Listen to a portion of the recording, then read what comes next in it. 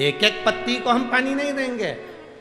जो कहते हैं राम अलग हैं, कृष्ण अलग हैं, शिव अलग हैं, दत्त अलग हैं, देवी अलग है, देवता अलग हैं, उनमें भेद हो सकता है, पर शिव महापुराण की कथा कभी भेद करना नहीं सिखाती। शिव महापुराण की कथा कहती है शंकर भगवान के शिवलिंग पर जो जल चढ़ाते हो वो जल एक केवल देवादिदेव महादेव को नहीं मिलता, वो जल सारे 33 कोटि देवी देवताओं को प्राप्त होता है। ब्रह्मा विष्णु महेश तीनों उस शिवलिंग के अंतर्गत विराजमान है। माता पार्वती उस शिवलिंग के अंतर्गत विराजमान है। स्वयं गणेश कार्तिकेय वहीं विराजमान है। अशोक सुंदरी वहीं विराजमान है। जया विषहरा सामरीवारी दौतरी देव शंकर भगवान की 5 लड़कियां भी वहीं पर विराजमान हैं। और जहां से जल बहकर उत्तर की ओर जाता है, जितनी दूर तक जल जाता है उसमें 33 कोटि देवी देवताओं का निवास है। हमने जल केवल महादेव को दिया पर पहुंचा सबको।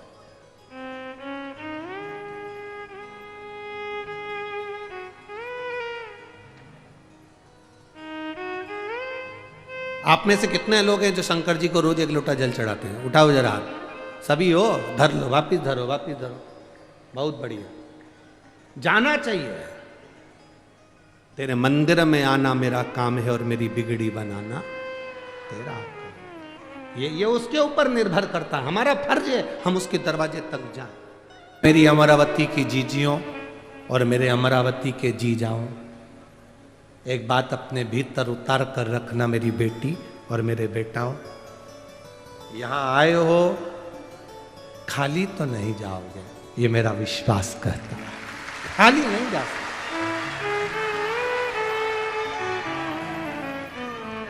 वो खाली नहीं भेज सकता, दे के भेजता। पहुंचे हो ना आप, खाली नहीं भेज। बस जितना भरोसा, जितना विश्वास, जितनी दृढ़ता धारण कर सकते हो कर लो। इंदुमती जैसी विश्वास, इंदुमती जैसी दृढ़ता, इंदुमती जैसा भरोसा आपके भीतर होना चाहिए। क्या शंकर भगवान को जल चढ़ाने वाले के शरीर में तेज पुंज आ जाता है? क्यों नहीं?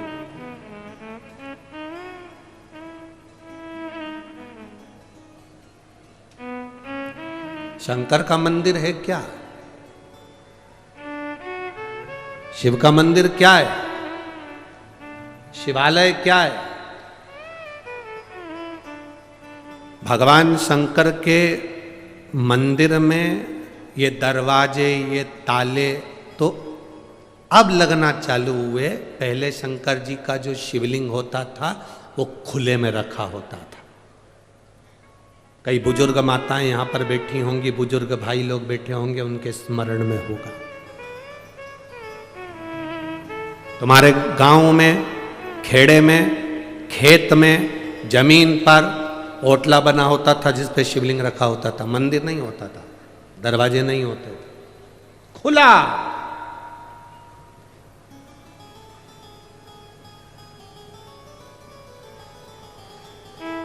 अमरावती में लाइट की डीपी जो होती है ना, लाइट की डीपी, डीपी देखी है ना? अरे बोलो तो जम के, देखा है ना? लाइट की जो डीपी होती है, हमारे इधर ऐसा नियम है कि लाइट की डीपी को बंद नहीं कर सकते, उसको पैक नहीं कर सकते, उसको खुला रखना पड़ता है।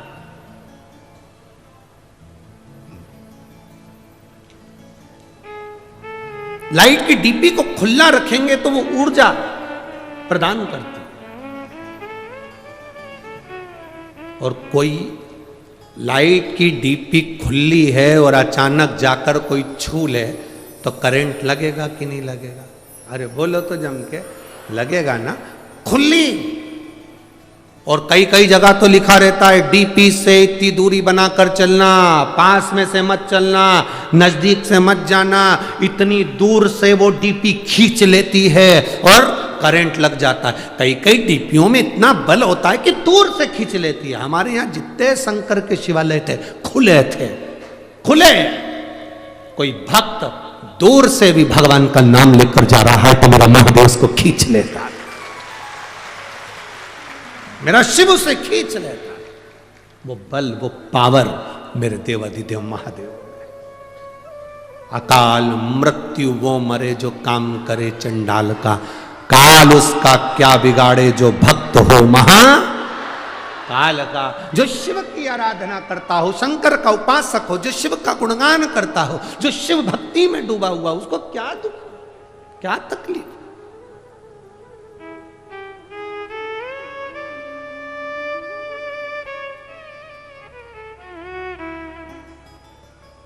हनुमान जी की एक चौपाई हनुमान चालीसा की आप लोग स्मरण करते हैं। भूत पिशाच महावीर नासे रोग हरे सब पीरा, हनुमत वीरा संकट ते हनुमान छुड़ावे, मन क्रम वचन ध्यान जोड़ा। आपने सुना होगा भूत पिशाच निकट नहीं आवे, फिर किधर जावे।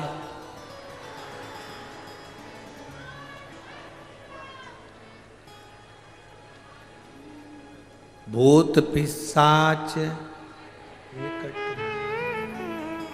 तुम कहते हो कि भूत पिशाच हमारे पास नहीं आए, बोलो री जी जियो। इंद्र कहता है भूत पिशाच मेरे पास नहीं आना चाहिए, भगवान विष्णु कहते हैं भूत पिशाच मेरे पास नहीं आना चाहिए, ब्रह्मा जी कहते हैं भूत पिशाच मेरे पास नहीं आना चाहिए, 33 कोटि देवता कहते हैं भूत पिशाच मेरे पास नहीं आना चाहिए। केवल एक महादेव भूत पिशाच निकट में। शिव जी ये कैसे हैं? वो कहते हैं जिसको कहीं परमिशन नहीं उसको मेरा इन्विटेशन है, उसको मेरा इन्विटेशन है। केवल एक महादेव ऐसे हैं, मेरे पास आओ। राक्षस असुर गंधर्व देवता पितर जितने जितने हैं शंकर की आराधना में, प्रेत भी लगे, भूत भी लगे, पिशाच भी लगे। कारण शिव महापुराण में वर्णन मिलता, विद्धेश्वर संहिता में स्पष्ट कहा गया, जो शंकर जी को एक लोटा जल समर्पित करता है, उस जल का मात्र स्पर्श कर कर नेत्रों को भी छुआ लेता है, उसकी 71 पीढ़ी में कभी कोई भूत और प्रेत नहीं बनता, उतर जाता। उसकी 71 पीढ़ी में भूत प्रेत। लोग कहते गुरुजी हमने आज तक कथाओं में 7 पीढ़ी सुनत थी, तुम 71 पीढ़ी कैसे कह देते हो? हमने कहा हम नहीं करे, तुम्हें अगर यहाँ नहीं पढ़ना है तो उज्जैन जाओ। उज्जैन के ऋण मुक्तेश्वर मंदिर की दीवार पर शिव महापुराण का लेख अंकित है, पत्थर पर लिखा हुआ कि शंकर को जल चढ़ाने वाला शिव महापुराण की कथा सुनने वाले की 7 पीढ़ी नहीं 71 पीढ़ी तरती है, ये वहां पर भी लिखा। केवल एक सियोर वाला महाराज नहीं कह रहा है। ये आपको अगर पढ़ना है, शिव पुराण में नहीं पढ़ सकते तो उज्जैन के ऋण मुक्तेश्वर मंदिर पर पढ़िए, पत्थर पर अंकित है शिव महापुराण का वो शब्द।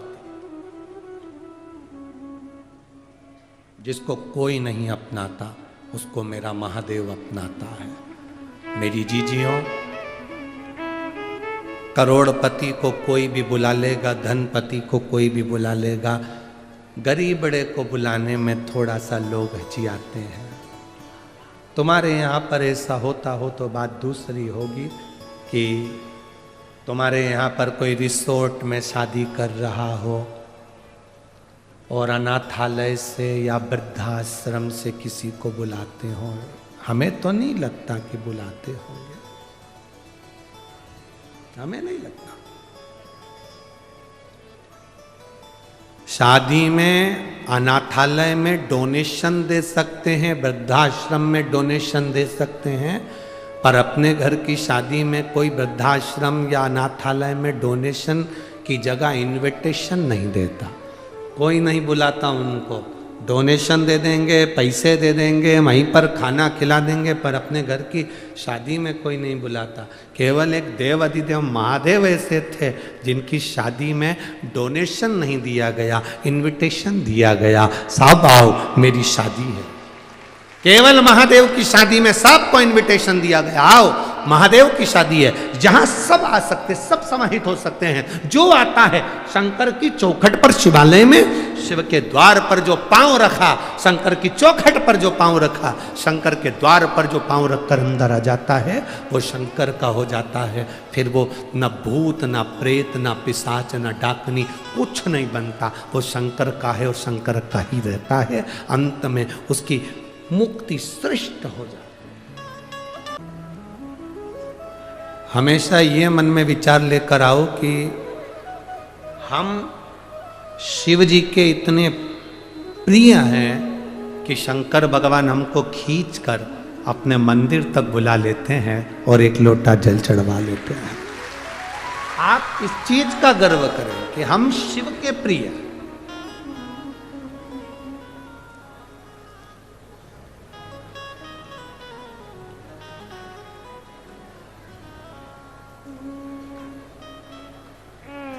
एक बार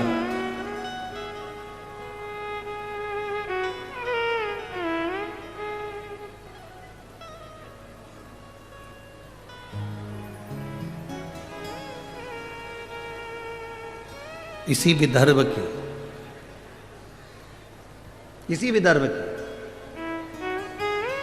केशिनी, इसी विदर्भ की केशिनी राजा सगर की धर्मपत्नी, विष्णु पुराण कहता है, इसी विदर्भ की इंदुमती थी, इसी विदर्भ की कैशिनी थी, राजा सगर की धर्मपत्नी।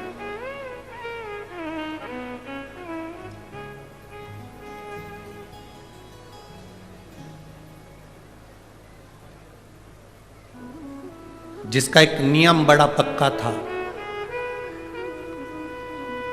अमरावती के नजदीक में ही एक वरुणा नदी है, विदर्भ के अंतर्गत बड़ा उसका भाव व्यक्त किया गया। केशिनी राजा सगर की धर्मपत्नी इसी विदर्भ की थी। आपको ये महसूस नहीं होना, आप कभी अपने भीतर ये मत लाना कि हम शंकर जी को जल चढ़ाते हैं। सुन लो विदर्भ वासियों, अमरावती के निवासियों और जितने इस विदर्भ के रहने वाले, जितने महाराष्ट्र की पवित्र भूमि पर रहने वाले हैं, आपको पहले भी कहा, महाराष्ट्र की धरा शिव की है और महाराष्ट्र की धरा छत्रपति शिवाजी की लिए।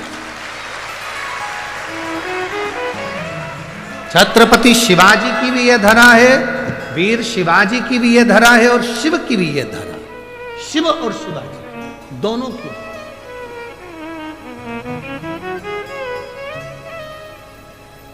बस आप लोगों को तो थोड़ा सा काम करना है, ज्यादा कुछ भी, ये विदर्भ वालों को ज्यादा मेहनत नहीं करना। अपने बच्चों को केवल मंदिर का दरवाजा दिखाना है, शिवालय तक पहुंचाना है, एक लोटा जल पकड़ाकर शंकर के मंदिर का रास्ता दिखा दो। उसके बाद विदर्भ के भक्तों का हाथ महादेव खुद पकड़ते हैं। रुक्मणी जी द्वारका नहीं गई, कृष्ण हाथ पकड़कर गोदी में उठा कर ले।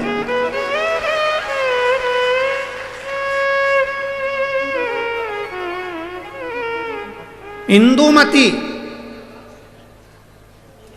इसी विदर्भ की राजा आज नर्मदा जी को पार कर कर यहां पहुंचे। सरयू के तट के रहने वाले राजा आज, अवध के रहने वाले राजा आज यहां पहुंचे और इंदुमती का हाथ पकड़, जो शंकर की आराधना करता है, जो शिव की उपासना करता है, जो शिव यहां केशनी की कथा करती, राजा सगर इस विदर्भ की भूमि पर पहुंचे, केशनी का हाथ पकड़कर लेकर गए। जो शंकर की भक्ति में डूबता है, कोई शंकर का उपासक उसका हाथ पकड़कर उसको लेकर उसको भव सागर से पार अपने आप कर दे। साथ शिव नहीं,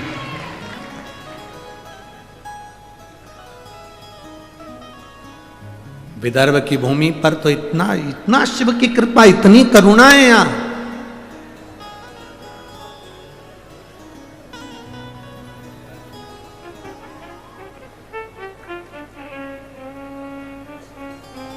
महाराज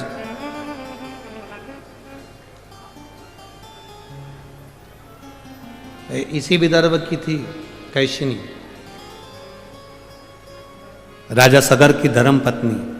उसका एक नियम बड़ा प्रबल था, नर्मदा जी का जल कलश में भरती थी, विदर्भ की भूमि पर आकर शंकर के शिवलिंग का निर्माण करती थी और नर्मदा के जल से स्नान कराती थी महादेव को। ये विदर्भ है, राजा सगर की धर्मपत्नी।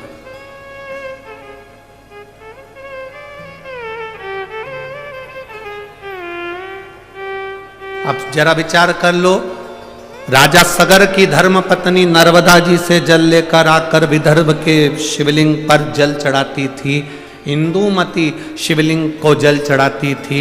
रुक्मणी जी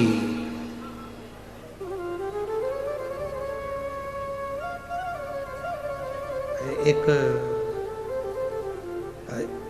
आप लोगों ने कथा में स्मरण किया होगा, रुक्मणी जी, ये जो कथा का नाम है ना, यहाँ की अमरावती की जो कथा रखी है, अम्बेश्वर अम्बा शिव महापुराण की कथा है। अम्बेश्वर अम्बा शिव महापुराण की कथा।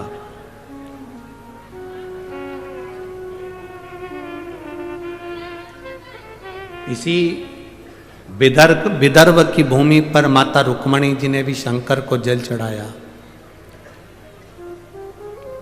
और ऐसा जल माता रुक्मणी जी ने शिव जी को चढ़ाया कि वो जल आज तक शंकर के शिवलिंग पर पत्थर की शिला में से बूंद बूंद बूंद बूंद आज तक टपक रहा है। वो जल आज तक बंद नहीं हुआ। इसी विदर्भ यही विदर्भ की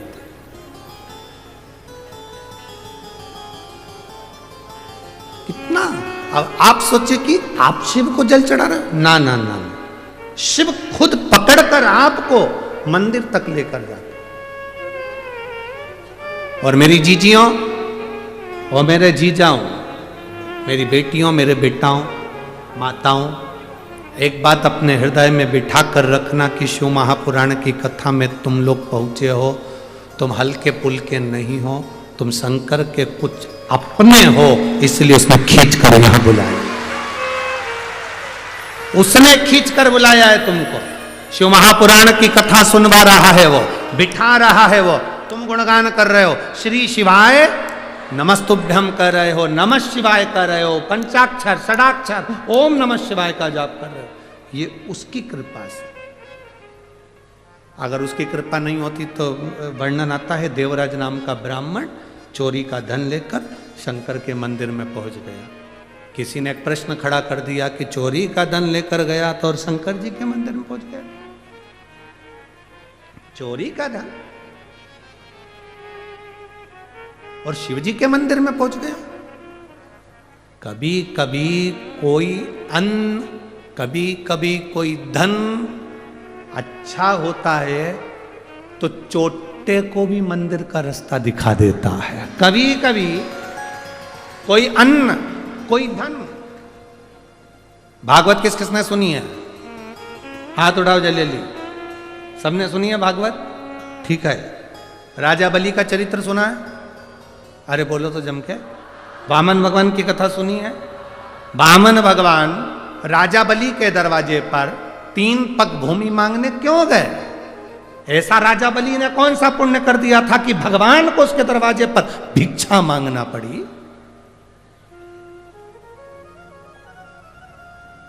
राजा बलि ने करा क्या था? कौन सा पुण्य कर दिया था उसने जो भगवान उसके दरवाजे पर भिक्षा मांगने गए? कौन था ये राजा बलि? पूर्व समय में जुआरी, जुआ खेलने वाला पक्का जुआरी। छोटा मोटा जुआरी नहीं था, बहुत विशाल जुआरी। घर परिवार संपदा धन सब जुए में हार गया था, ऐसा जुआरी था। एक बार दोस्तों ने कहा, मित्रों ने कहा सब कुछ तो हार गया, अब जुआ कैसे खेलेगा? उसने कहा भी आया। गया, एक संत बैठा हुआ था, कमंडल, आसन, गौमुखी, माला, छाता, पादुका लेकर बैठा। इस जुआरी ने देखा कि संत की तो आंखें बंद है, इसका छाता भी ले जाऊं, इसकी पादुका भी ले जाऊं, इसका आसन भी ले जाऊं, इसका कमंडल भी ले जाऊं, सब ले गया। अब वो जुआरी छोटा संत का सारा सामान चुरा कर ले गया, बैठ गया। जुआरियों ने, दोस्तों ने कहा क्या लगाएगा जुए में? उसने कहा आखिरी बाजी है, ये लगाता हूं, छाता, कमंडल, चप्पल, पादुका जो भी है सब। अच्छा, हाँ। अब जुआरियों ने सोचा इसके पास में हमेशा तो हारा है, अपन भी लगा दो। तुम क्या लगाओगे? हमने अपनी अपनी पूरी दौलत लगा दी जा, क्योंकि सबको मालूम था हारेगा, सबको मालूम था। ये तो भाग्य में होना चाहिए ना। अभी तक मध्य प्रदेश, राजस्थान, छत्तीसगढ़, 3 जगह पर कितने लोग आशा लगाकर बैठे थे, हम बैठेंगे, हम बैठेंगे, हम बैठेंगे, हम बैठेंगे। भाग्य में भी तो होना चाहिए, जिसके था बैठ गया, जिसके था बैठ गया। अब जो बैठे हैं उनसे निवेदन है कि कुर्सी तुम्हारी है, सरकार तुम्हारी है, बस निवेदन है सनातन धर्म में चले जाना चाहिए, ऊंचा बढ़ना चाहिए।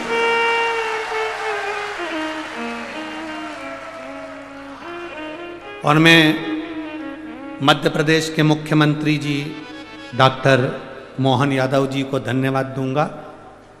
उन्होंने अपनी कुर्सी का सदुपयोग करा और पहला निर्णय जो उन्होंने लिया कि धर्म की जगह हो, कहीं पर भी खुले में मांस और अंडा नहीं बिकेगा। उसके लिए मैं धन्यवाद देता हूं मध्य प्रदेश सरकार के डॉक्टर मोहन यादव जी को, मुख्यमंत्री जी को बहुत बहुत धन्यवाद इस व्यासपीठ से आपको। आपने सनातन धर्म के लिए प्रथम पहल करी, उसके लिए साधुता है।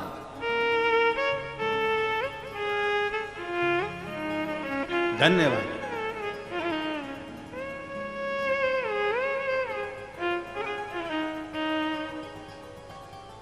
एक शिव भक्ति करने का एक आनंद तत्व भाग्य में भी तो हो। आज जुआरी ने सोचा था अब ये कभी जीतते तो है ही नहीं, उन सब ने मिलकर अपना अपना धन लगा दिया। और आज क्या था कि जुआरी जीत गया, और जुआरी जीत गया, सारा धन उसका हो गया, सारी संपदा उसकी हो गई, सारी दौलत उसकी हो गई, सारा वैभव उसका हो गया।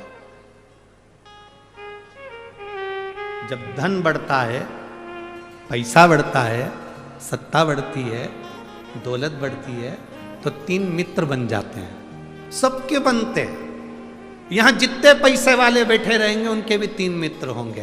पहला ताली, मतलब प्रशंसा करने वाले बढ़ जाते, वाह साहब, वाह साहब, वाह साहब, वाह साहब। जो ज्यादा वाह साहब करते हैं वही चूल्हे में जा साहब। बहुत सावधान रहिए, बहुत सावधान, बहुत सावधान। 3 मित्र बढ़ जाते। पहला ताली मित्र, प्रशंसा करने वाले बढ़ेंगे। दूसरा थाली मित्र, होटल में खिलाने वाले बढ़ेंगे। और तीसरा प्याली मित्र, मैं खाने में पिलाने वाले बढ़ेंगे। ये मित्र बढ़ेंगे। और ये 3 मित्र जिंदगी बर्बाद कर देते हैं। वो जुआरी जीत गया, धन आ गया, संपदा आ गई, सत्ता आ गई, उसके 3 मित्र हो गए। प्रशंसा करने वाले, होटल खिलाने वाले, पिलाने वाले मित्र बन गए, बर्बाद कर दिया, बर्बाद। उसको एक वेश्या ने उसको अपना बना लिया। एक दिन वेश्या ने कहा, सुनो, कल मेरे लिए वो चोटी में लगाने का जो होता है फूल का, क्या बोलते हैं उसको, हाँ, जितनी जल्दी तो महिलाएं नहीं बोली उतनी जल्दी पुरुष बोलती है। धन्य है रे मेरे जी जाओ।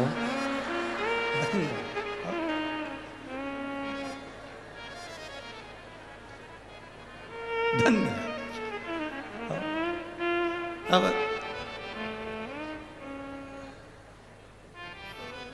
मेरे लिए वो तुम लेके आना गजरा, और हाथ में बांधने के लिए भी गजरा, और खाने के लिए पान, ये तुम लेकर आना।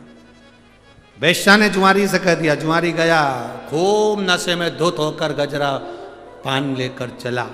चलते चलते रास्ते में पत्थर से ठोकर लग गई और गिर गया। गजरा पान सब जमीन पे, मिट्टी में, सब मिट्टी में हो गया है, सब धूल में, मिट्टी।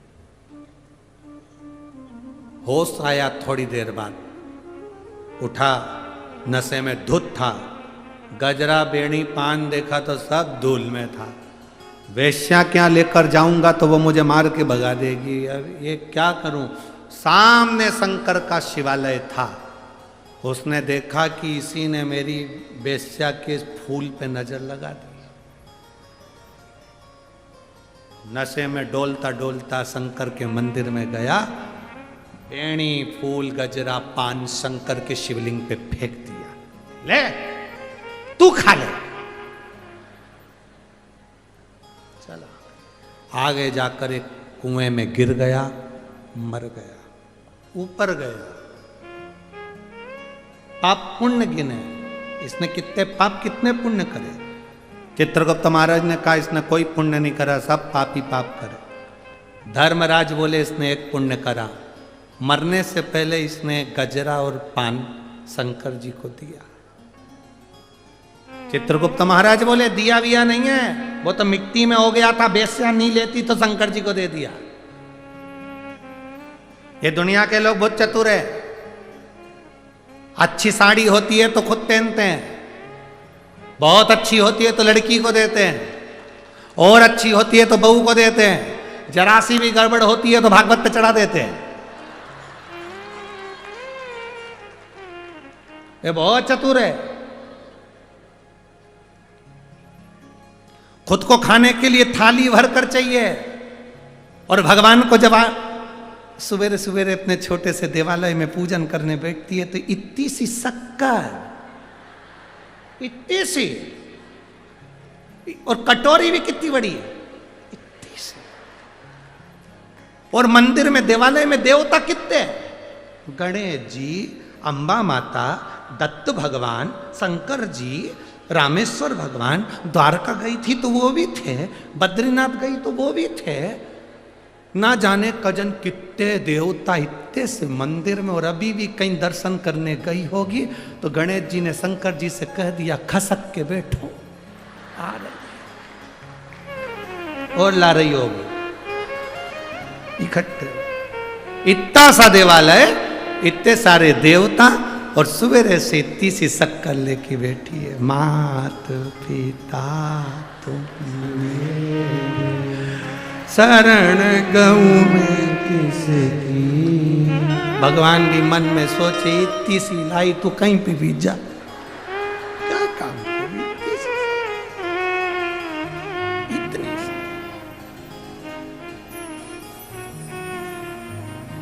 और इतने सारे देवता, और उसमें भी छोटा सा पानी का लोटा भी वहीं गिर गया, पूरा जगह गीली हो गई, सबके कपड़े गीले हो गए। गणेश जी बोले माता पार्वती जी से गीला हो गया, अब क्या करूं। पार्वती जी बोली अब तो गई कल आएगी, अब क्या करें, क्या करें। अरे भाई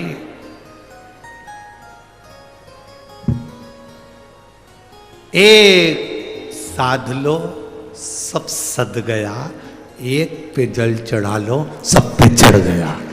राम कहो, कृष्ण कहो, शिव कहो, तुम्हारी मर्जी पड़े वो भजो, पर दिल से। अब इसने पाप क्या करा, सब पाप करा। पुण्य क्या करा कि शंकर जी पे बैणी गजरा और वो पान फेंका, चढ़ाया। धर्मराज ने कहा इसने चढ़ाया, चित्रगुप्त बोले चढ़ाया वढ़ाया नहीं है, धूल में हो गए तो मिट्टी में तो फेंक दिया। नहीं नहीं नहीं, चढ़ाया। अपन तो यही मानो कि चढ़ाया, क्योंकि लोग भी तो भागवत जी पे जब साड़ी चढ़ाते हैं अच्छे से पैकिंग मेकिंग, भले कैसी भी हो पर पैक करके बढ़िया, सिर पे पल्लू वल्लू लेके।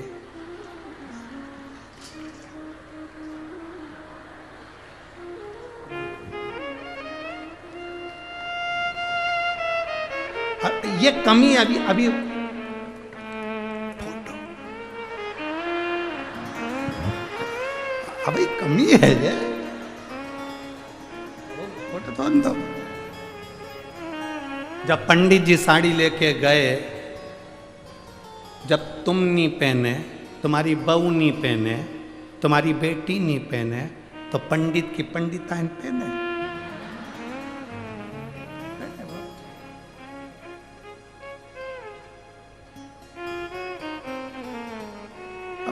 चढ़ा दी, भले कुछ भी हो, चढ़ाई तो सरीना, पुण्य तो देना पड़ेगा। भगवान धर्मराज ने कहा इसका निर्णय भगवान विष्णु देंगे। क्या निर्णय भगवान विष्णु ने दिया? ये जितने कदम चलकर शंकर जी के मंदिर तक पहुंचा, उस कदम को गिना जाए। कहा साहब ये 18 कदम चलकर शिव के मंदिर तक पहुंचा था, इसलिए भगवान नारायण ने कह दिया 18 घड़ी के लिए इसको इंद्र का सिंहासन दे दो। 18 घड़ी, 18 घड़ी के लिए इंद्र का सिंहासन दिया जाए। 18 और 18 घड़ी के लिए इंद्र का सिंहासन उस जुआरी को मिल गया। जुआरी ने सोचा केवल मिट्टी का सना हुआ फूल और पान शंकर जी को दिया तो मुझे इंद्र का सिंहासन मिल गया, अच्छे से दान कर देता तो क्या ना मिलता। इंद्र ने उसने सोच लिया कुर्सी अपनी है, जगह अपनी है, 18 घड़ी के लिए बनाऊं पर दान करके मानूंगा। उसने एरावत को बुलाया, दान कर दिया, अप्सरा दान कर दी, इंद्र के यहाँ जितना सामान था सब दे गया। 18 घड़ी बाद जब वो उतरा, इंद्र बैठे, इंद्र ने अप्सरा बुलाई, आई नहीं, एरावत बुलाया, आया नहीं, सोना चांदी अंबर पीतांबर सब खाली। इंद्र दौड़कर भगवान विष्णु के पास पहुंचे, प्रभु गजब हो गया।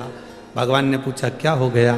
तुमने वो जुआरी चोटे को सिंहासन पर बिठा दिया, वो पूरा बर्बाद कर गया, सब लुटा गया।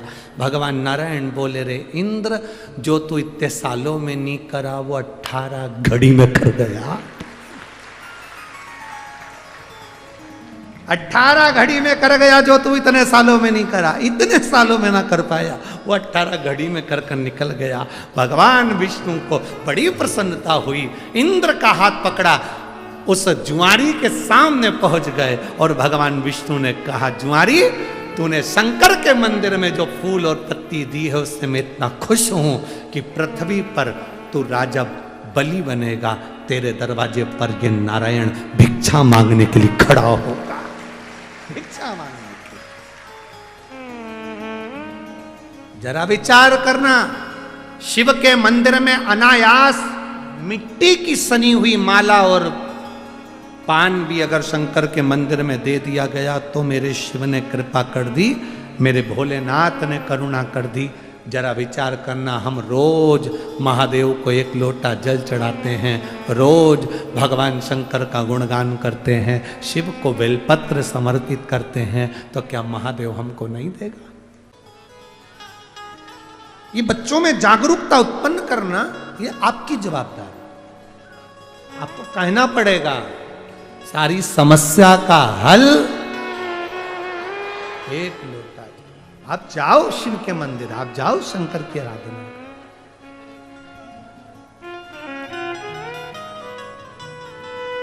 आप शिव की शरणागति में पहुंचो तो आप शंकर भगवान की चौखट पर जाओ तो। अभी कथा के शुरू में कहा था आप आए जरूर हो शिव महापुराण की कथा सुनने के लिए, और अमरावती वालों तुम्हारे भाग्य जागे हैं। 50, 100, 150, 200, 300 किलोमीटर के एरिया से आप लोग बहुत दूर दूर से आए हो। कई लोग ऐसे भी होंगे हमारे शहर के जो ये सोचते होंगे बहुत भीड़ है कैसे जाए, बहुत भीड़ है कैसे जाए, बहुत भीड़ है कैसे जाए। पर बाबा बाबा है, उसकी शरणागति में जो गया वो खाली नहीं गया, भर झोली ले गया, भर झोली।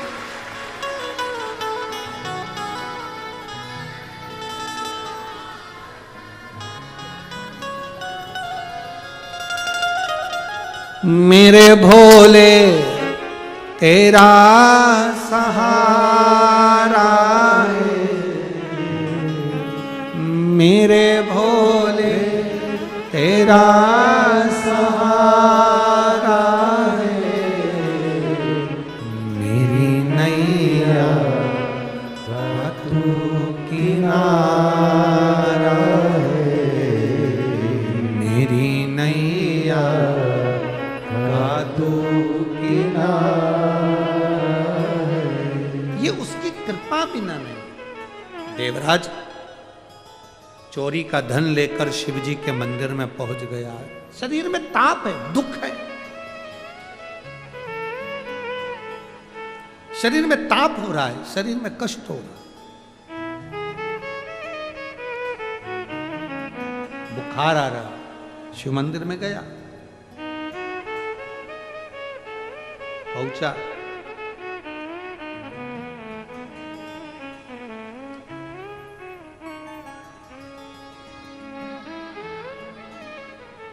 शिव महापुराण की कथा हो रही थी और शिव महापुराण की कथा हो रही थी तो उसमें बीच बीच में महाराज जी हर हर महादेव कह रहे थे। देवराज को अच्छा नहीं लग रहा, देवराज को ठीक नहीं लग रहा।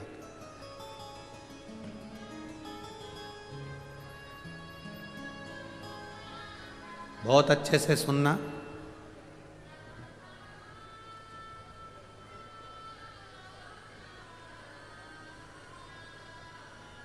जब शरीर में ताप बढ़ता है, जब शरीर में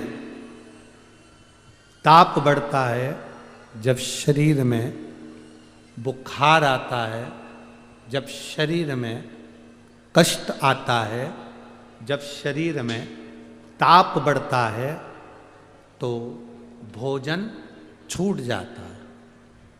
तुम्हारा पेट बहुत तेज दुख रहा हो और कोई तुमसे के 4-5 रसगुल्ला खा ले, खाओगे? शरीर में ताप बढ़ रहा, शरीर में कष्ट बढ़ रहा है। जब शरीर में ताप बढ़ता है, शरीर में कष्ट बढ़ता है, शरीर में जब ताप बढ़ा, कष्ट बढ़ा, जब शरीर में ताप बढ़ रहा है, कष्ट बढ़ रहा है, बुखार आ रहा है, रोग बढ़ रहा है, तो आपको भोजन नहीं भाएगा, भोजन अच्छा नहीं लगेगा। जब ताप बढ़ा तो भोजन अच्छा नहीं लगता, और जब हमारे ऊपर पाप बढ़ता है तो भगवान का भजन अच्छा नहीं लगता, लगता ही नहीं।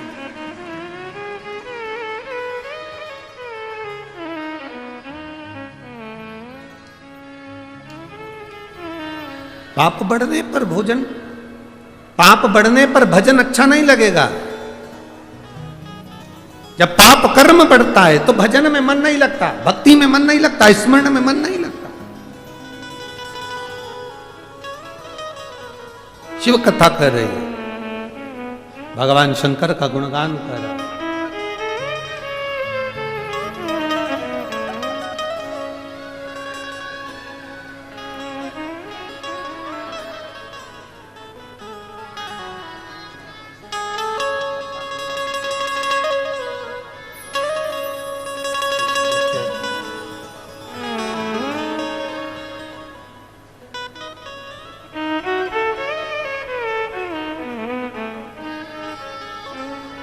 शरीर में ताप बढ़ा, शरीर में कष्ट बढ़ा, ताप बढ़ा, ताप बढ़ा, हमारा भोजन छूट गया, हमारा भोजन छूट गया।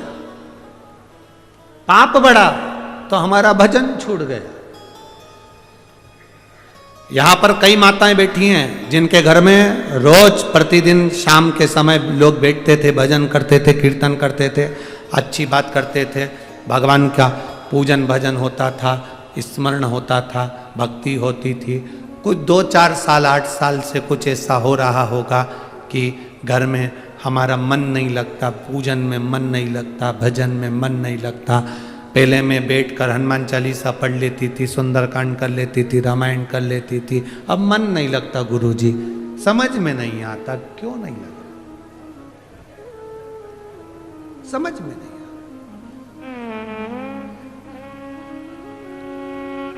कारण समझ नहीं आ रहा। आपके साथ में भी ऐसा हुआ होगा, ऐसा नहीं कि नहीं हुआ होगा, आपके साथ में भी ऐसा हुआ होगा। आपके भी स्मरण में ऐसा आया होगा, कभी कभी आपको भी लगता होगा मेरा भजन में मन नहीं लग रहा है, मेरे स्मरण में मन नहीं लग रहा, मेरे कीर्तन में मन नहीं लग रहा। कारण समझ नहीं आ रहा। ध्यान रखना, हमारे घर में जरूर कुछ ना कुछ ऐसा आया है, हमारे घर में कुछ पाप कर्म ऐसा हो रहा है, घर का कोई ना कोई व्यक्ति, घर का कोई ना कोई व्यक्ति जरूर कोई पाप कर्म में उलझ रहा है, तो हमारा भजन कम होते जा रहा है, हमारा भजन कम होते जा रहा है, भजन में कमी आती जा रही है। भोजन कब कम होता है? 4 रोटी खाते थे, 5 रोटी खाते थे, जो खाते थे पच जाता था, जो खाते थे आनंद आता था। भोजन कब कम हुआ? जब शरीर में रोग आने लगा। आप रोटी कम खाना चालू कर दिया, आपको भोजन कम भाने लगा, आप भोजन कम करने लगे, समझ लेना तुम्हारे शरीर में कोई रोग आ गया है, जिसके कारणवश अब आपको भोजन अच्छा नहीं लग रहा है। या तो पाचन क्रिया ठीक नहीं है, या कुछ ना कुछ प्रॉब्लम है। शरीर में ताप बढ़ा तो भोजन छूट गया, और घर में पाप बढ़ा तो भजन छूट गया।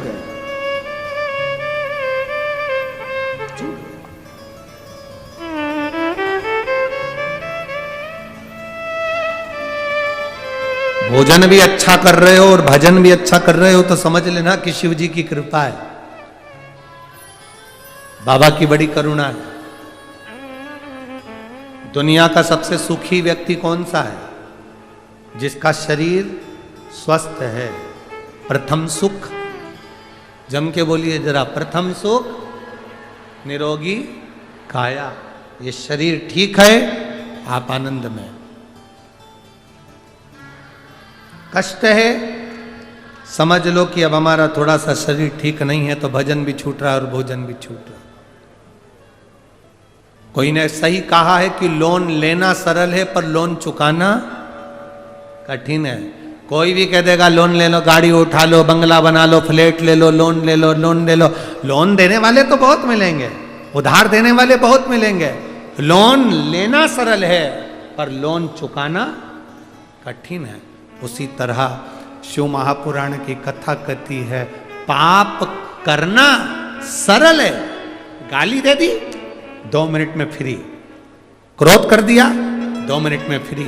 अपशब्द कह दिया, ताने दे दिए, आड़ा टेढ़ा कह दिया, 2 मिनट में फ्री। किसी को थप्पड़ मार दिया, किसी का अपमान कर दिया, किसी को अपशब्द कह दिया, 2 मिनट में फ्री। पाप करना सरल है, पर पाप का कर्म भोगना कठिन है। किसी को मारने में कितनी देर लगती है? अरे बोलो तो जम के जरा। चक्कू उठाया, तलवार उठाई और पेट में घोंप दिया, छाती में मार दी, मर गया। कितनी देर लगी? 10 मिनट, 15 मिनट। गुस्सा आया? 5-10 मिनट में गुस्सा आया? तुमने डंडा उठाया, तलवार उठाई, बहुत ही 10-15 मिनट में तलवार उठा के जो मारा। कितनी देर लगी? बोलो मेरी जीजियों, कितनी देर लगी? 10 मिनट। 10 मिनट के क्रोध ने तुम्हारे पूरे परिवार को बर्बाद कर दिया। 10 मिनट में तुमने तलवार मार दी, छुरा मार दिया, डंडा मार दिया, बंदूक की गोली मार दी। अब 10 मिनट के उस क्रोध में, 10 मिनट के उस पाप में तुम्हें 10 साल भुगतना है। अब 10 साल कौन कौन भोगा? क्या केवल जिसने चक्कू मारा तो वो अकेला भोगा? अरे बोलो तो जम के। नहीं, उसकी पत्नी, बच्चे, माता, पिता, परिवार, समाज, सबको भोगना पड़ा। 10 साल केस चलता रहा। आखिरी में निर्णय आ गया कि इसको 20 साल और पटक दो। वो 10 मिनट का क्रोध तू संयम कर लेता, 10 मिनट के क्रोध को काबू कर लेता, तो फिर ये 20 साल तुझे वहां भुगतना नहीं पड़ता। इस महाराष्ट्र की पवित्र भूमि को साधने के लिए और भक्तों के बीच में भक्ति का बीज बोने के लिए, भारत की भूमि पर इतने संत कहीं जन्म नहीं लिए जितने महाराष्ट्र की भूमि पर संतों का जन्म हुआ।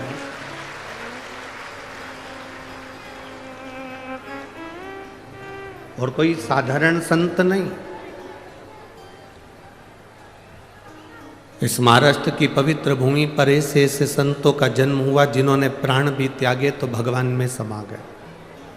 संत तुकाराम जी, प्राण भी अगर छूटे तो श्री हरि विठ्ठल में समाहित हो गए।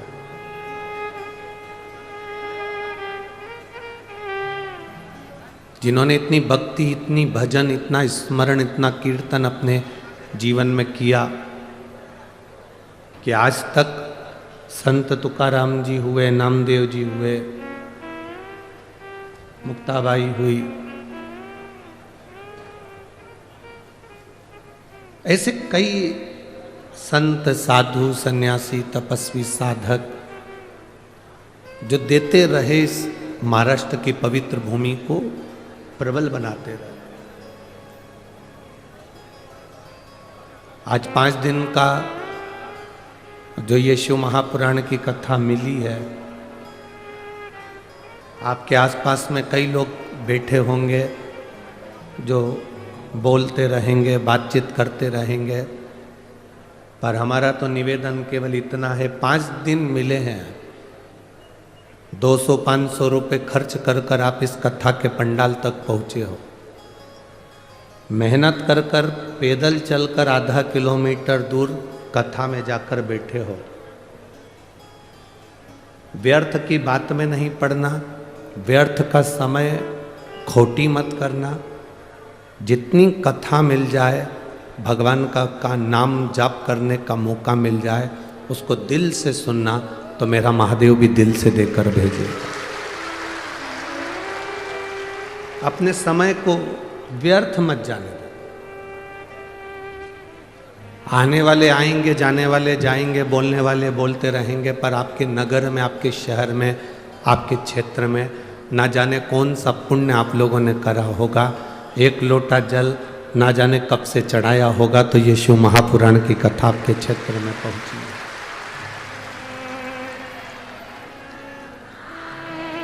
श्रीमती नवनीत जी राणा जी, श्री रवि जी राणा जी, आमदार खासदार जी,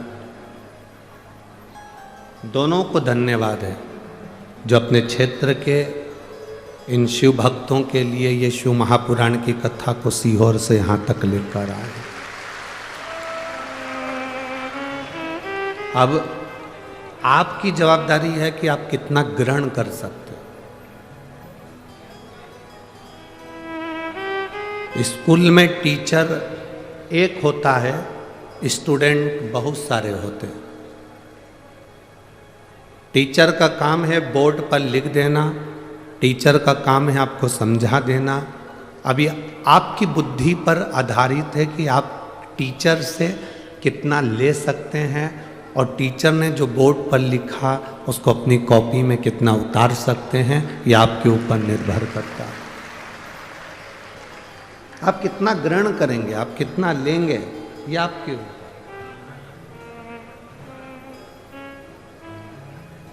महाराज,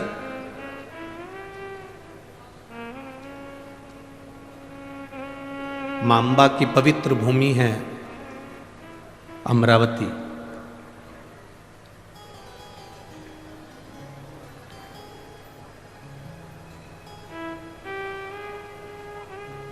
ऐसी विदर्भ की पवित्र भूमि अमरावती की, इसके संपूर्ण क्षेत्र में, अमरावती से 8 किलोमीटर दूर जाओ, चाहे 11 किलोमीटर दूर जाओ, चाहे 5 किलोमीटर दूर जाओ, चाहे 6 किलोमीटर दूर जाओ, आपको भगवान शंकर का प्राचीन शिव मंदिर चारों तरफ अमरावती के प्राप्त हो जाएगा। जहां जाओगे तुम्हारी जहां मर्जी हो वहां जाओ।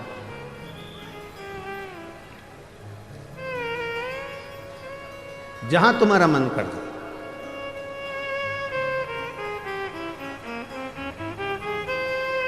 शिव महापुराण की कथा कहती है, आप अगर कहीं जा भी नहीं सकते तो शिव तत्व कहता है कि अपने घर में बैठकर भगवान शंकर की अविरल भक्ति को धारण करो। जितना आप शिव को याद करोगे उतना उतना आपकी जिंदगी का दुख कटेगा।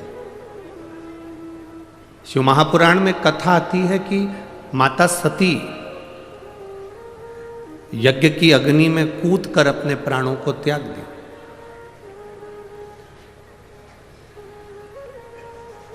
अब माता सती जब यज्ञ की अग्नि में कूद कर अपने प्राणों को त्याग दी और माता सती प्राणों को त्यागने के बाद भगवान शिव ने जब देखा कि माता सती के प्राण जा रहे हैं, पर सती ने बहुत बड़ी गलती कर दी।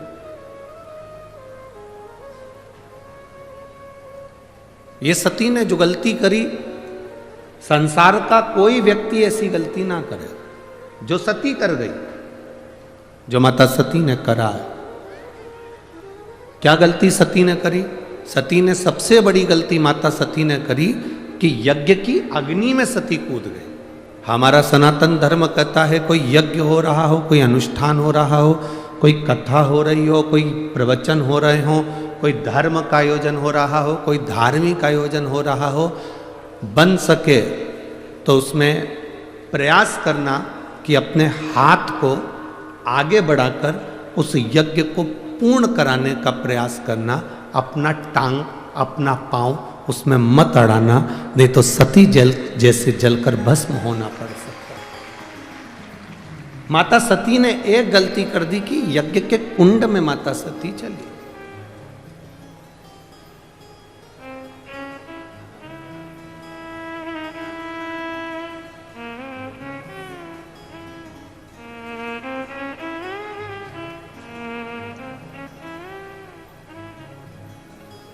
आज हम जब कल रात्रि को यहाँ पहुँचे तो सुबह सुबह एक भैया प्रश्न कर रहे थे, यही सांसद जी के यहीं से कोई होंगे सेवादार भाव वाले। उन्होंने प्रश्न किया, गुरुजी आप कहते हो कि मनुष्य को हमेशा सत्य बोलना चाहिए, सत्यम शिवम, क्या व्यक्ति को कभी झूठ नहीं बोलना चाहिए? हमने कहा बोलो। कौन मना कर रहा है? पर झूठ बोलने के लिए भी एक जगह है, झूठ बोलने के लिए भी एक स्थान है। जब कोई गाय कसाई के हाथ में आ जाए, कटने जा रही हो, तब झूठ बोल दो कि ये गाय मेरी है और तू अब भी छोड़ा।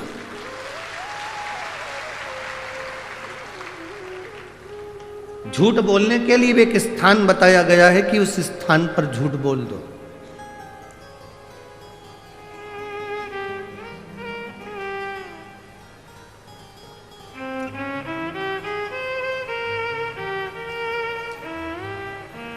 माँ अपने बच्चे को जब डराती है, अपने बच्चे को कुछ कहती है तो एकदम डराते डराते कह देती है बाऊ आ जाएगा। बच्चे को भय हो जाता है, डर जाता है, बच्चे में भय उत्पन्न हो जाता है कि बाऊ आएगा।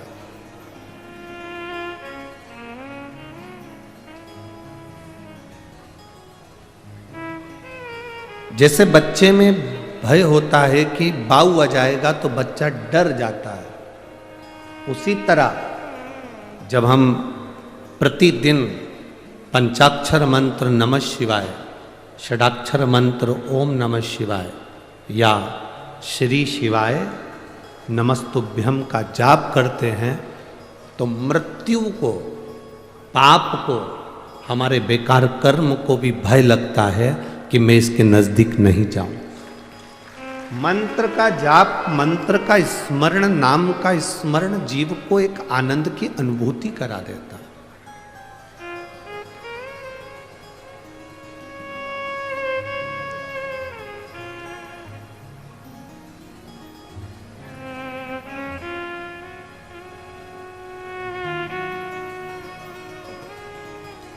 एक आनंद की अनुभूति कराने वाला होता है।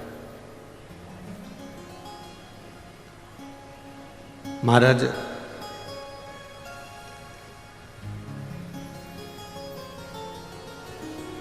आप सब तो विदर्भ के हो, अमरावती के हो, तो आप लोगों को तो बहुत ज्यादा भगवान कृष्ण की कथा का ज्ञान है।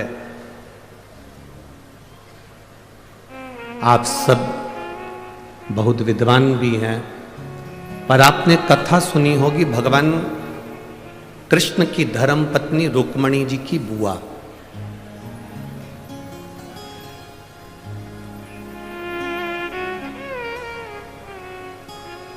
माता रुक्मणी जी की एक बुआ थी जिनका नाम इंदुमती था। क्या नाम था? जम के बोलो जरा। इंदुमती। ये रुक्मणी जी की बुआ है, भगवान कृष्ण की बुआ सास इंदुमती। विदर्भराज भीष्मक की बहन है इंदुमती।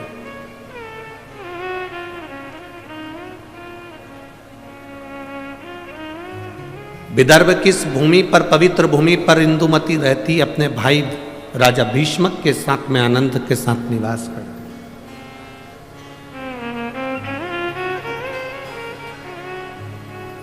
माता इंदुमती का एक संकल्प सबसे प्रबल था। उस संकल्प के चक्कर में जितने इस विदर्भ में कोई द्रोही भी अगर अंदर प्रवेश करने की सोचता था तो इंदुमती को देखकर भय खा जाता था। इंदुमती को देखकर उसको भय लगने लगता था। जब किसी का संकल्प बड़ा पक्का होता है, जब किसी का संकल्प बड़ा प्रबल होता है तो द्रोही भी डरता है, दुश्मन भी डरता है। अगर आपका संकल्प पक्का है तो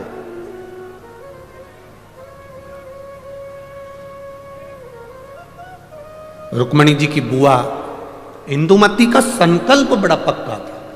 और हमने पहले भी कथा में कहा कि संकल्प लेना तुम्हारा काम है और पूर्ण करना महादेव का काम है। पूर्ण वो करेगा। संकल्प आप लीजिए, पूर्ण करने की जवाबदारी परमात्मा की है। आपने संकल्प लिया कि मैं किसी संत का, साधु का मुख प्रतिदिन देखूंगी, तो संत साधु को तुम्हारे दरवाजे तक पहुंचाने की जवाबदारी उस परमात्मा की है। आपने संकल्प ले लिया कि मैं एकादशी का व्रत करूंगी, तो संकल्प आपने लिया पर पूर्ण करने की जवाबदारी उस परमात्मा की है। आपने संकल्प ले लिया कि मुझे 5 दिन शिव महापुराण की कथा जो मेरे विदर्भ में हो रही है, अमरावती में हो रही है, मुझे दिल से सुनना है। कितनी भी भीड़ आए, भीड़ का आना तो, भक्तों का आना तो महादेव की कथा का रस तत्व है। भक्त तो आते ही रहेंगे, कितने ही भक्त आए, कितनी भी भीड़ आए, पर मेरा फर्ज है। मैं रामेश्वर नहीं जा सकती, मैं सोमेश्वर नहीं जा सकती, मैं नागेश्वर नहीं जा सकती, मैं विश्वेश्वर नहीं जा सकती, मैं त्र्यंबकेश्वर नहीं जा सकती, मैं भीमाशंकर नहीं जा सकती, मैं कृष्णेश्वर नहीं जा सकती, मैं केदारेश्वर नहीं जा सकती, तो मेरा 12 ज्योतिर्लिंग वाला मेरा महादेव अमरावती के पास में शिव पुराण के रूप में आ रहा है, तो मुझे वहां जाना है, मुझे वहां पहुंचना है। ये संकल्प आपके भीतर हो। मुझे 5 दिन की कथा है, मैंने अपने घर वालों से कह दिया कि मुझे आप डिस्टर्ब मत करना, मैं कथा सुनूंगी तब बात करूं। शादियों का सीजन भी है। बोलो तो रही अमरावती की जीजियों, सही है कि गलत है? अब शादियों का सीजन है तो जिनकी उनसे रिश्तेदारी है वो वहाँ चले गए, जिनकी इससे रिश्तेदारी है वो यहाँ आ गए। ये तो रिश्तेदारी का क्रम है, जहाँ जिसका संबंध बैठ जाए, ये संबंधों की बात है। और एक बात आज आप लोगों को कहूंगा इस अमरावती की पवित्र भूमि से, 24 घंटे परिवार वालों को साथ दे दो तो भी तुम्हारे मरने के समय पर वेंटिलेटर पर अकेले ही रहोगे, कोई नहीं रहेगा। 24 घंटे पति पत्नी, परिवार, नाते रिश्ते, बेटा बहू, कुटुंब, कबीला, भाई बंधु, सखा, किसी को भी 24 घंटा दे दो पर वो 24 घंटा तुमने जिसको दिया, तुम्हारी दुख की घड़ी में जिसको तुमने 24 घंटा दिया, वो 24 घंटा साथ रहने वाला तुम्हारे पास में नहीं होगा। पर तुम जो 1 लोटा जल 5 मिनट शिव जी के मंदिर में जाकर जो चढ़ाती हो ना, वो तुम्हारा 5 मिनट ना जाने कितने जन्मों के दुख को काट दे। केवल 5 मिनट बोल बम का नारा है, सारी समस्या का हल। वो 1 लोटा जल तुम्हारा जो शिव को तुम समर्पित कर रहे हो, शिव मंदिर तक जा रहे हो, शंकर की चौखट तक जा रहे हो, शंकर को 1 लोटा जल चढ़ा रहे हो, वो तुम्हारा संकल्प पूरा करना उसकी जवाबदारी। आप सब विदर्भ के निवासी हो, आपको भगवान कृष्ण की, रुक्मणी जी की और उनके पूरे परिवार की पूरी कथा मालूम होगी, हम जानते हैं। आप सब विद्वान हो, आप सबको मालूम होगा कि विदर्भराज भीष्म की कथा क्या है। पर इस व्यासपीठ पर हम इतना सा वर्णन करेंगे कि विदर्भराज भीष्म की बहन इंदुमती का जो संकल्प, उस संकल्प के आगे अच्छा योद्धा भी उसके सामने नहीं आता था।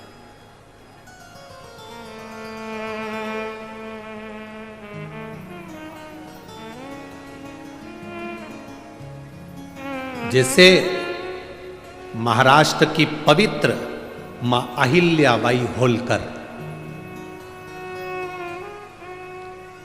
मां अहिल्याबाई होलकर के सामने जब चारों तरफ से आक्रमण हो गया, तो मां अहिल्याबाई होलकर ने देख लिया कि मेरी सेना कम है और विद्रोही ज्यादा है। सेना मेरी कम है पर विद्रोही ज्यादा है। तब मां अहिल्याबाई होलकर ने भगवान शंकर के शिवलिंग को अपने हाथ में लिया और युद्ध के मैदान में पहुंच गए।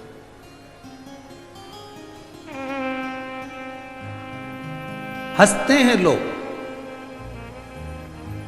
दूसरे धर्म पर कोई नहीं हंसेगा, पर अपना ही व्यक्ति अपने धर्म पर हंसता है।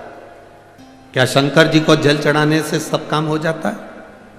क्या शिव जी के बेलपत्र खाने से बीमारी दूर हो जाती है?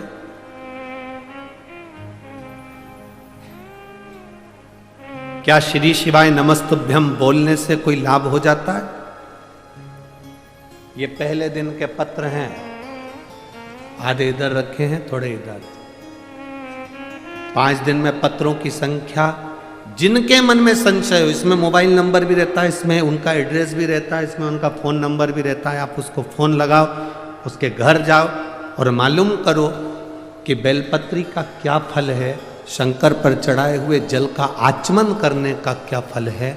विद्येश्वर संहिता शिव महापुराण में तो लिखा है कि 3 ताप मनुष्य के समाप्त हो जाते हैं, पर यह हमारा विश्वास करता है कि जिसने दिल से महादेव को जल चढ़ाया और उसका आचमन करा, उसकी जिंदगी के सारे दुख भी समाप्त हो जाते, सारे दुख।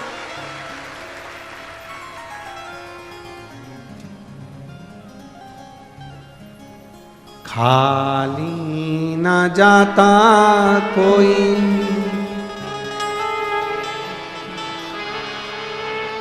दर से तुम्हारे,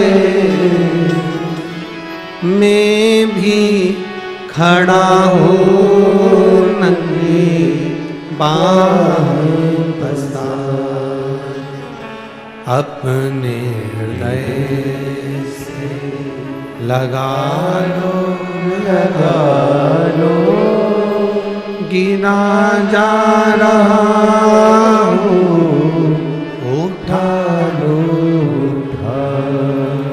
प्रभु अपने दर से, अब तो न टालो गिरी जा रही हूँ, उठा लो। एक बेलपत्र का क्या फल है, शिव जी को जल चढ़ाने का क्या फल है, शंकर की स्तुति करने का क्या फल है, यह हमारा चरित्र, यह हमारी शिव महापुराण बार बार वर्णन करती है।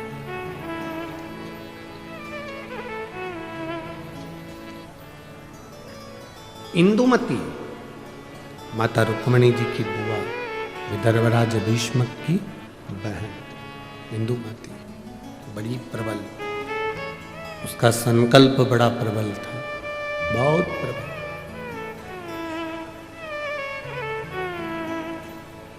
क्या संकल्प था इंदुमती का?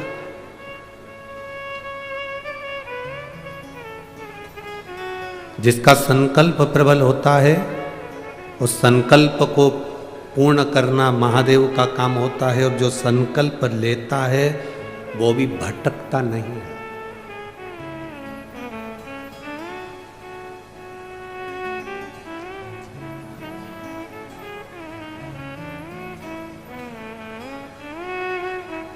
वो भटकना नहीं। किसी ने कहा, गुरुजी विदर्भ में भगवान कृष्ण आए थे और रुक्मणी जी से शादी कर कर गए थे। हमारे यहाँ की बेटी चंद्रवंश में भी आई है, इसलिए विदर्भ वालों को बड़ा थोड़ा सा अकड़ रहती है कि हमारे यहाँ की बेटी द्वारका गई है। दुगनी अकड़ करो तुम अपनी तरफ से। विदर्भ की बेटी केवल भगवान कृष्ण के यहां ही नहीं भी आई, विदर्भ की बेटी इंदुमती विदर्भराज भीष्मक की बहन भगवान राम के परदादा राजा अज से भी बिहाई थी। तुम्हें गर्व होना चाहिए कि अयोध्या भी यहां की बेटी गई। ये तुम्हें गर्व होना चाहिए कि हमारे विदर्भ की कन्या, हमारे विदर्भ की बेटी कोई साधारण नहीं है।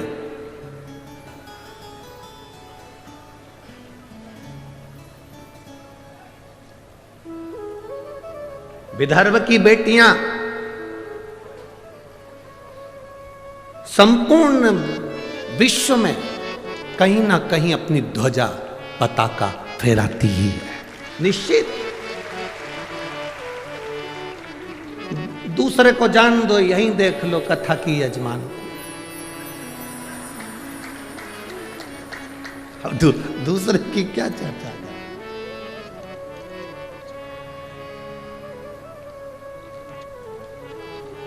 श्रीमती नवनीत जी राणा जी को देख लो, कांसा जी को, ये भी तो विदर्भ की बेटी है। दूसरी जगह कहां जाए, यही देख लो। अब शिव कथा कह रही है, इंदुमती का संकल्प बड़ा प्रबल है। इंदुमती का संकल्प, आपके भीतर जो संकल्प आया, मुझे कथा में जाना है, पूर्ण करना महादेव का काम है। आपके यहां भीतर संकल्प आया, मुझे जो शिव महापुराण की कथा सुनने के लिए आ रहे हैं उनका मुंह झूठा कराना है, मुझे उनको पानी पिलाना है, मुझे उनको कुछ खिलाना है। संकल्प आपका है, पूर्ण वो करेगा। पूर्ण करने की जवाबदारी उसकी है।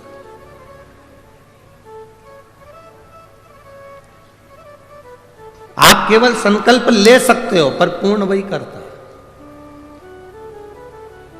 और जब वो पूर्ण करता है तो कुछ ना कुछ सुख जरूर देता है। एक व्यक्ति ने, एक गुरुजी जा रहे थे, गुरुजी ने एक व्यक्ति से कहा, तू इतना विद्वान होने के बाद तूने जिंदगी में कोई संकल्प नहीं लिया, कोई संकल्प ले। उसने कहा, गुरुजी देखो फालतू के लफड़े में मुझे मत पालो कि मैं कोई संकल्प लूं, मैं कोई संकल्प नहीं लूंगा। गुरुजी ने कहा, कैसे नहीं लेगा? संकल्प ले, का मंदिर जाने का संकल्प ले, पानी डालने का संकल्प ले, अगरबत्ती लगाने का संकल्प ले, दिया लगाने का संकल्प ले, कोई तो संकल्प ले। तुलसी में जल सींचने का संकल्प ले ले। नहीं, उसने कहा पीछा मत पकड़ो गुरुजी, मैं कोई संकल्प नहीं लूंगा। गुरुजी बोले, आज तू संकल्प नहीं लेगा तो तेरे को छोड़ूंगा भी नहीं। पकड़ लिया गुरुजी ने, बांध दिया रस्सी से। संकल्प ले। उसने कहा ठीक है, संकल्प लेता हूं। मेरे पास में कुमार रहता है, सुबेरे सुबेरे से उसी का मुंह देखूंगा। गुरुजी ने कहा ठीक है, संकल्प तो लिया ना तूने, कोई बात नहीं, उसका मुंह देख ले। जब तक मुंह नहीं देखूंगा तब तक रोटी नहीं खाऊंगा। अब वो व्यक्ति कुमार का मुंह देखता, रोटी खाता, कुमार का मुंह देखता, रोटी खाता। 1.5 साल निकल गए, वो कुमार का मुंह देखता, रोटी खाता। एक दिन सवेरे का समय और कुमार घर पे नहीं। 4 बार ऊपर गया, कुमार को देखकर आया तो कुमार नहीं दिखा। उसके घर गया, पूछा आज कुमार कहाँ गया, तो उसकी पत्नी बोली मिट्टी लेने के लिए गए हैं, 3 दिन के लिए बाहर गए हैं। मिट्टी ले रहे हैं? हाँ। 3 दिन? हाँ। व्यक्ति को लगा अब तो मैं भूखा मर जाऊंगा। उसने कहा कहाँ गया, तो कहा ये पूर्व दिशा में गए। वो व्यक्ति उसको ढूंढता ढूंढता वहां चले गया। वो मिट्टी खोद रहा था, ये पहुंचा। मिट्टी खोदने वाला कुमार मिट्टी खोद रहा था, इतने में उसको सोने का हंडा निकला। जैसे ही हंडा निकला, ये वहां पहुंचा। थोड़ी दूर पर पहुंचते से उसने दूर से देख लिया कि कुमार का मुंह दिख गया। उसने आवाज लगा दी, दिख गया। कुमार को लगा मेरा सोने का हंडा इसको भी दिख गया। अब कुमार सोने का हंडा लेकर उसके पीछे भागा। उसने रुक कर पूछा क्या हो गया भाई, तूने अब देख लिया है तो एक काम कर, राजा को मत कहना कि मुझे सोने का हंडा मिला, आधा तेरा आधा मेरा। उसने मन में सोचा, मैंने तो सोचा ही नहीं था कि मुझे सोने का हंडा मिला, पर केवल मैंने तो इसका मुंह देखा था और इसको जो हंडा मिला उसका आधा हिस्सा मुझे मिल गया। उस व्यक्ति ने गुरु जी के पास में जाके उनके चरण पकड़ लिए। संकल्प जब व्यक्ति कोई लेता है उसको पूर्ण भगवान करता है, पर फल भी ज्यादा देता है, ये निश्चित है। आज मुझे जो फल मिला है, आज मुझे जो फल की प्राप्ति हुई है, जो मुझे प्राप्त हुआ है, कि ये केवल कुम्हार का मुंह देखने का मैंने संकल्प लिया था और मुझे सोने का हंडा मिल गया। एक संकल्प अपनी जिंदगी में लो, जैसे इंदुमती ने लिया, रुक्मणी जी की बुआ ने लिया। क्या संकल्प था इंदुमती का? क्यों विद्रोही डरते थे इंदुमती से? क्यों विदर्भराज राजा भीष्मक के ऊपर बार बार आक्रमण नहीं होता था जब तक इंदुमती थी? रुक्मणी जी की बुआ जब तक इस भूमि पर थी तब तक आक्रमण नहीं हो पाया। आखिर इंदुमती में ऐसा क्या था? वो कौन सा संकल्प था इंदुमती का? केवल एक संकल्प इंदुमती का बड़ा प्रबल था। जहां एकांत में इंदुमती बैठती थी, जहां एकांत में इंदुमती बैठती थी, वहां पार्थिव शिवलिंग का निर्माण करती थी, उसका पूजन करती थी, और उस पार्थिव शिवलिंग का निर्माण कर कर पूजन कर कर उस शिवलिंग को विसर्जन करने जाती थी। जब तक वो विसर्जन करती थी तब तक मुख में जल भी नहीं लेती थी और केवल शिव नाम का जाप किया करती थी, केवल शिव। इतना संकल्प प्रबल था कि जब वो जाती थी और कोई उसको बीच में अगर टोक दे, अपशब्द कह दे और वह निगाह उठाकर उसको देख ले तो उसके शरीर में आग लग जाती थी। इंदुमती का संकल्प इतना प्रबल था, इतना प्रबल संकल्प।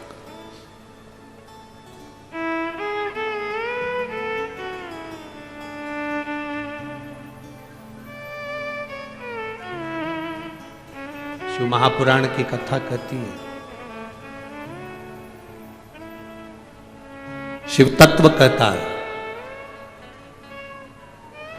देवादिदेव महादेव की कथा वर्णन करती है। इंदुमती कोई साधारण नहीं थी, उसकी भक्ति कोई साधारण नहीं, उसकी भक्ति साधारण नहीं है। इंदुमती साधारण नहीं है। एक पार्थिव शिवलिंग का निर्माण करना, पार्थिव शिवलिंग जानते हो ना सब लोग, जम के तो बोलो जरा, जानते हो ना सब? मिट्टी का पार्थिव शिवलिंग का निर्माण जब हम करते हैं तो दुनिया के लोगों को लगता है कि हमने शिवलिंग बनाया, हमने शिवलिंग बनाया तो एक शिवलिंग के पूजन का फल मिल रहा है। ये दुनिया के लोगों को लगता है कि एक शिवलिंग के पूजन का फल मिल रहा है, पर शिव महापुराण की कथा कहती है पार्थिव शिवलिंग का निर्माण करना और उसकी पूजन करना, उसका मतलब है पार्थिव शिवलिंग को बनाने में जो मिट्टी हम एकत्रित करते हैं, उस मिट्टी में जितने जितने बारीक बारीक कण होते हैं, एक एक धूल का कण, मिट्टी का कण जितने एकत्रित होते हैं शिवलिंग को बनाने में, आप शिव जी का जब स्नान कराते हो, पूजन कराते हो, बेलपत्र चढ़ाते हो, तो जितने मिट्टी के अंदर बारीक बारीक कण होते हैं जिससे जुड़कर पार्थिव शिवलिंग का निर्माण होता है, वो 1000 करोड़ शिवलिंग की पूजन एक साथ हो जाती है एक ही बार में। उतना फल हमारे खाते में चले जाता है, उतना फल।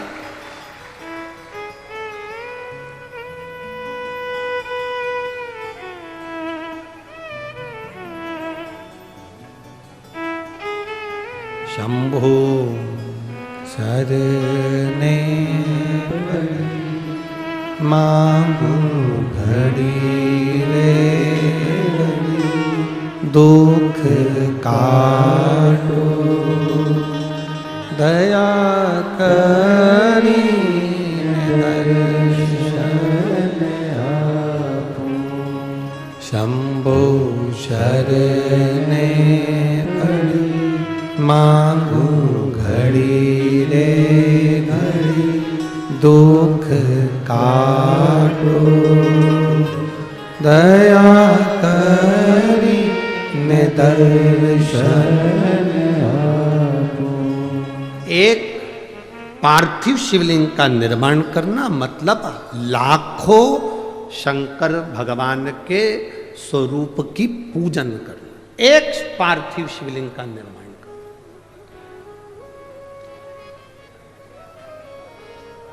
आप में से कितने लोग हैं जो महीने में, 2 महीने में, 6 महीने में एक बार पार्थिव बनाते हैं? उठाओ जरा हाथ। एक आध बार पार्थिव बनाते हो? रखो। कुछ मत करो। आज अमरावती की इस पवित्र धारा से एक संकल्प ले लो कि महीने में, जो हर महीने शिवरात्रि आती है, मैं महीने की हर महीने जो शिवरात्रि आती है उस शिवरात्रि पर अपने गमले में, घर में जो मिट्टी हो, गमले में मिट्टी हो, पेड़ पौधे की जो मिट्टी हो, अपने गमले की ही मिट्टी को वहीं पर ऊपर उठाकर उसी गमले के अंदर शिवलिंग बनाकर वहीं पर पूजन कर कर वहीं पर उसका विसर्जन कर दूंगी। उसका भी जो पुण्य है उतना ही मिलेगा जितना पार्थिव शिवलिंग के पूजन का। कोई नियम बना लो कि 1 महीने में एक बार मुझे पार्थिव बनाना।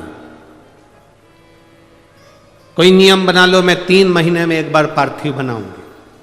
कोई नियम बनाओ कि मैं 6 महीने में एक बार पार्थिव बनाऊंगी। कोई नियम बना लो कि मैं साल भर में एक बार, जो सावन के महीने में शिवरात्रि आती है, जैसा आप लोग सब ऑनलाइन बनाते ही हो, पार्थिव का निर्माण करो। एक संकल्प अपने भीतर।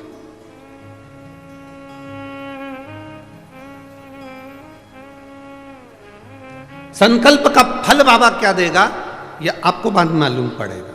वो क्या देगा आपको वो बाद में मालूम पड़ेगा।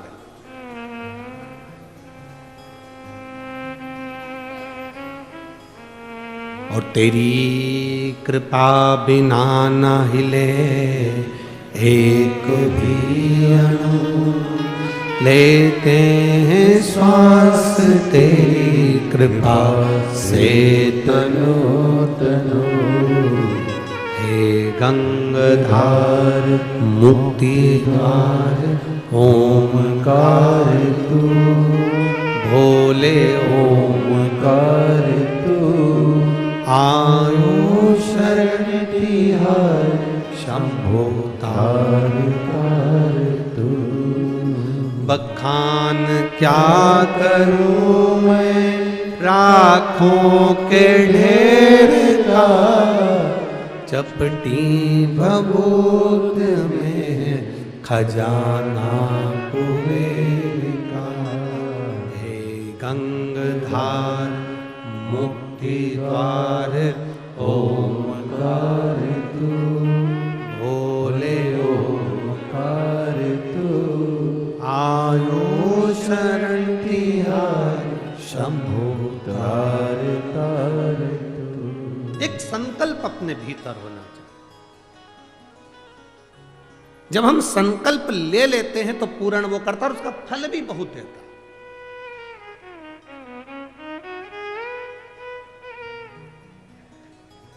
अगर ये संकल्प नहीं ले सकते तो दूसरा संकल्प लो।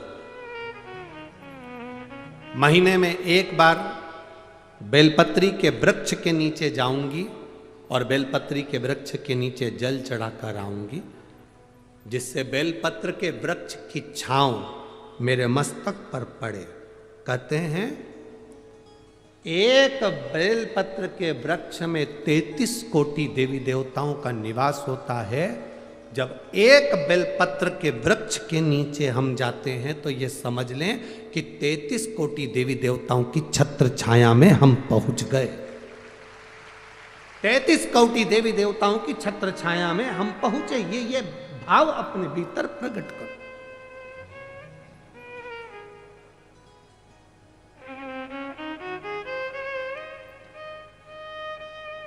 तैतीस कोटि देवताओं का आशीर्वाद हमको मिल रहा है, उनकी छत्र छाया में हमको, उनका आशीर्वाद हमको प्राप्त हो रहा है।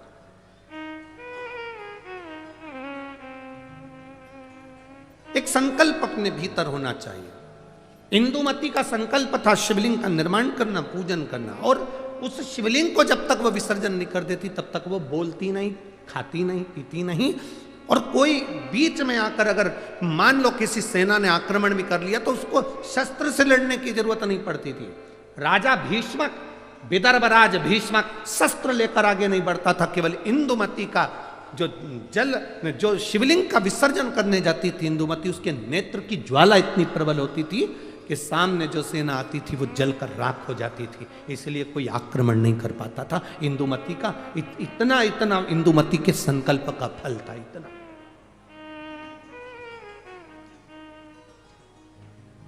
कोई सहज है शंकर भगवान की भक्ति करना, शिव नाम लेना, राम नाम लेना, कृष्ण नाम लेना, भगवान की भक्ति को धारण करना, दत्त नाम लेना, कोई साधारण है? आप जिस भाव से भगवान की भक्ति कर रहे हैं वो भगवान की भक्ति भगवान स्वीकार करता है।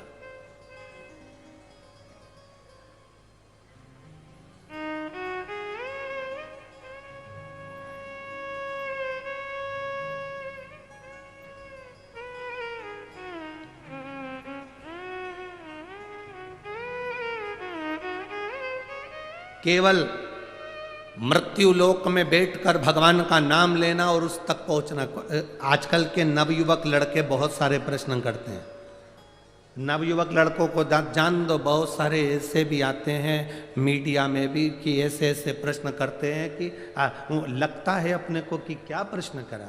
अभी यहाँ कथा थी धूलिया में, तो एक मीडिया वाले ने प्रश्न किया कि आप लोग सनातन धर्म की ध्वजा लेकर आगे चलते हो, कहते हो दिया लगाओ, अगरबत्ती लगाओ, भगवान की पूजन करो, मंदिर जाओ, एक लोटा जल चढ़ाओ, भगवान शंकर का नाम लो। क्या भगवान को मालूम पड़ता है किसने नाम लिया?